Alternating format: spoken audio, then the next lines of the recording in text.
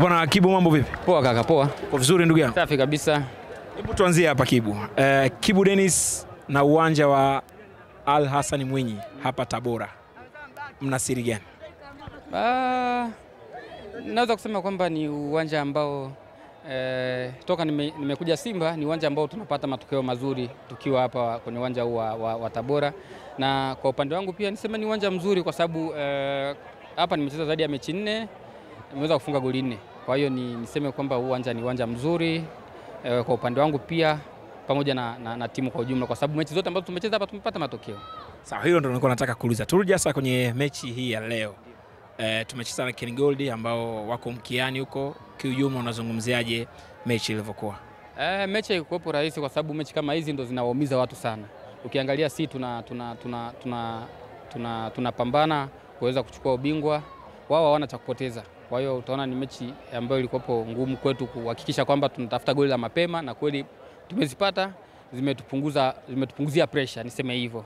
Na tumeweza kupambana kuhakikisha kwamba tumepata pointi 3 kwa goli nyingi zaidi. Kwa hiyo niseme kwamba mechi ya leo haikuwa rahisi, lakini tumeirahisisha kwa kupata goli za mapema. Umefunga mabao mawili hii leo Kibu. Ni nini ambacho kimekuja mbele yako au ulitarajia, kwa sababu unaenda kuna uwanja ambao umekuwa ukifunga mara kwa mara? Kwanza nimshukuru Mungu kwa kuweza kufunga goli 2, na ni sehemu ya mimi, kwa sababu mimi ni mshambuliaji. Kwa hiyo nikifunga inanisaidia pia inasaidia na timu. Kwa hiyo niseme kwamba nimshukuru Mungu kwamba nimefunga goli 2 na tumeweza kupata pointi 3. Hivyo muhimu ni pointi 3. Turudi kwenye tuzo hiyo, umechaguliwa kuwa mchezaji bora wa mechi. Nini ambacho ungependa kuzungumza mara baada ya kutoa hii tuzo?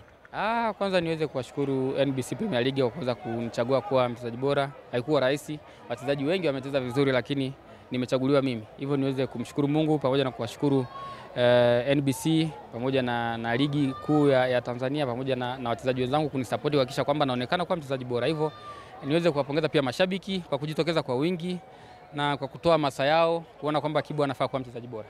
Tumalizie mechi ya mwisho, mechi inayofuata tunacheza na Kagera Sugar. Ndio, mechi ya Kagera Sugar pia ni mechi muhimu zaidi ya hii hapa ambayo tumecheza leo, na tutakuwepo nyumbani. Kwa hiyo tutakuwepo na faida kubwa kwamba mechi tunacheza nyumbani na uwanja ambao tumezoea zaidi wa KMC, hivyo tutakwenda kufanya vizuri. Zawadi ya mtu? Ya mke wangu hii. Hii zawadi hii ni ya mke wangu. Asante Kibu. Hapo.